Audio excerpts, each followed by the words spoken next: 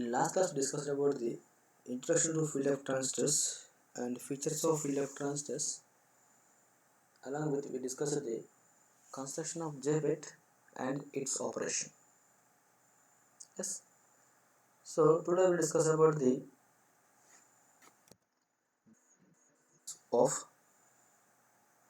N-channel JFET. This drain characteristics is always drawn between the drain current and drain voltage. Yes, it is always drawn between the IDS and VDS by considering the VGS as constant. Yes. So transfer characteristics drawn between the VGS and IDS by considering the VDS is constant, and drain characteristics is drawn between the IDS and VDS by considering the VDS is constant. So if VDS is 0, then what happens? Drain current becomes constant from VDS equals to VP. Yes. So it is constant from VDS equals to VP. When VGS is maintained at negative value, then what happens? Drain characteristics down and drain current becomes constant at a smaller value of VDS. In the drain characteristics, the locus of pinch off is a parabola. So you can observe. So here I mentioned drain characteristics for the different voltages of gate to source. VGS equals to 0 and VS equals to -1 and VS equals to -2. So when gate to source voltage is maintained negative and constant values, then what happens? Drain characteristics are down. So VS is 0, then after -1, so that are below the VS equals 0, and VS equals -2, and it is drawn below the VS equals to -1 value. Yes.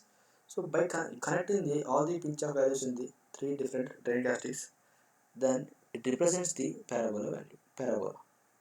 Yes. So we can say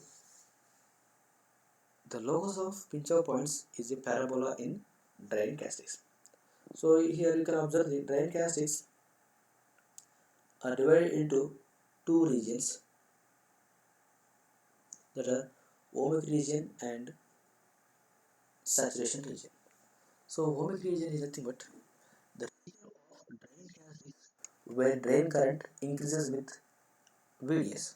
So you observe that drain current increases with the VDS. That means this field effect transistor satisfies the Ohm's law. That's why we call this one as ohmic region. And here the drain current is linearly varying with the VDS, so it is called linear region. Why? Because it is linearly varying with the VDS, so it is called linear region. So this ohmic region is also called as linear region. So in this ohmic region, this voltage VDS and IDS are satisfied the Ohm's law. Yes. So in this we can observe this FET will behave as a resistor. Why? Because this VDS and IDS are linearly varying, and this VDS and IDS satisfies the Ohm's law. So we can say V equals to IR. So this FET will behave as a resistor. Yes. So in ohmic region, junction field effect transistor will behave as a resistor. Coming to the saturation region. So here a region of drain characteristics where drain current remains constant with VDS equal with VDS. So here drain current is constant with the VDS. It is also called as pinch off region. Why? Because it is occurred after the pinch off region. So in saturation region, this field effect transistor behave as a constant current source with respect to VDS. Even we are varying the VDS, but the drain current is always constant. So we can say it is a constant current source in saturation region. Yes. So the condition for the saturation region for the N channel, it is VDS is must be greater than or equals to VP minus VGS. Otherwise, VGS minus VP mod value. As for P channel, it is VDS is greater than or equals to VP minus VGS. So you can write it is VP minus VSG also, no problem. Yes. So these are the conditions for the saturation region in the field of transistors. So I said it is working as an amplifier. Where it is working as an amplifier? So in saturation region, drain current will vary only with the VGS value. So here the drain current is varying only with the VGS value, but not with the VDS value. So this property is necessary when JFET is used as an amplifier. So we can say by varying the gate voltage, drain current is varying. Yes. So ID is varying with the gate voltage in the saturation region. So this property is used for the amplifier operation. So in saturation region, this JFET will work as an amplifier. Clear? So in saturation region, JFET will work as a amplifier. In BJT, in active region, JFET is worked as a amplifier. Yes, clear? So in saturation region, current is constant, ID current is constant with the VDS value, but it is varying with the VGS value. So this property is important to use this FET as amplifier.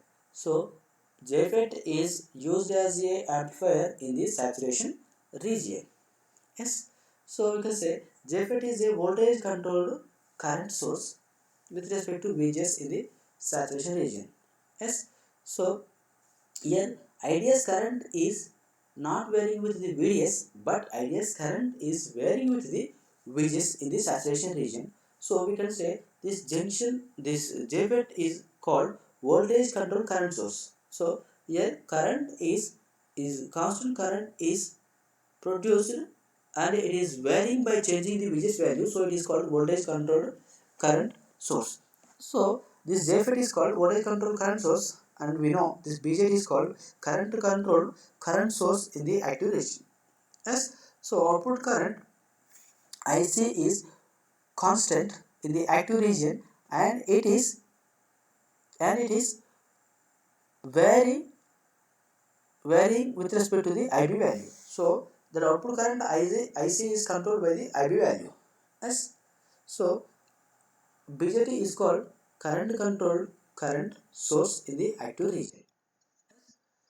Now we said JFET is a voltage dependent resistor. So how it is? How can we calculate the resistance or channel resistance here? So if JFET is operated in the ohmic region, we said it behaves as a resistor. Yes. If VDS is smaller, then JFET can be used as a voltage dependent resistor. So it is also called as voltage variable resistor. Yes. So here in ohmic region, this IDS and VDS follows the ohmic law. So it is called ohmic region. So V by I equals to R. So it behaves as a resistor. It is called voltage variable resistor. Yes, because channel resistors can be varied by changing the VGS value. So it is already discussed in the previous. Yes, if VDS is smaller and if VDS is made negative, VDS is smaller value and VGS is negative value, then gate to channel is reverse bias. Then depletion region appear in the channel section. Then what happens? Here gate to source is negative value and VDS is smaller value. So depletion region present and it is appear along the channel uniformly with the width of W. So you can observe here. Due to this, the net channel width decreases and channel resistance increases. So due to this, what happens? Channel width decreases. Uniform depletion width present along the channel. So the net channel width will be decreases and channel resistance increases. Yes. Thus, junction Philip transistor becomes voltage dependent resistor. So channel resistance we know R equals to rho L by A. So RDS equals channel resistance equals to rho L by A. Here rho is nothing but resistivity of the channel. So we can say resistivity equals to 1 by conductivity, inverse of conductivity. So we can write 1 by sigma n. Why I am writing n?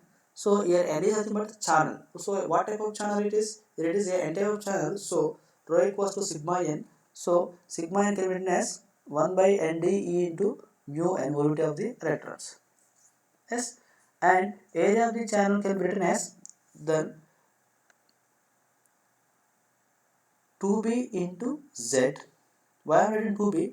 So net channel width becomes 2b from the two ends of the gates. Yes, so 2b into z here, and RDS equals to what we can write? RDS equals to ND. RDS equals to what we can write? So rho equals to we replace with 1 by ND into mu n, and area A equals to 2BZ.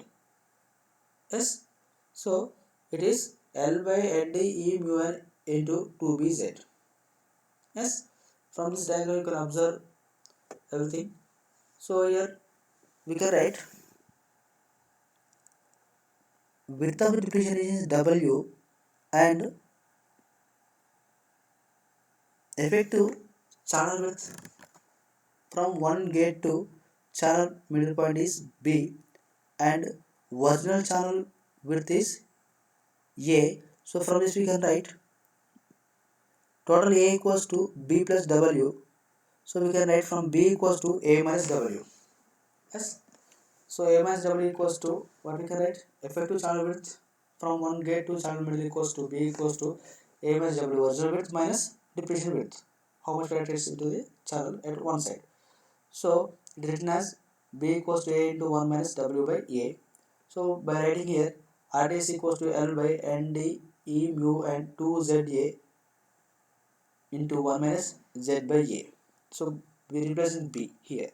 So from this we can write RDS equals to RDS on by 1 minus WA. So we consider the L by ND mu and 2ZA. The term becomes RDS on condition.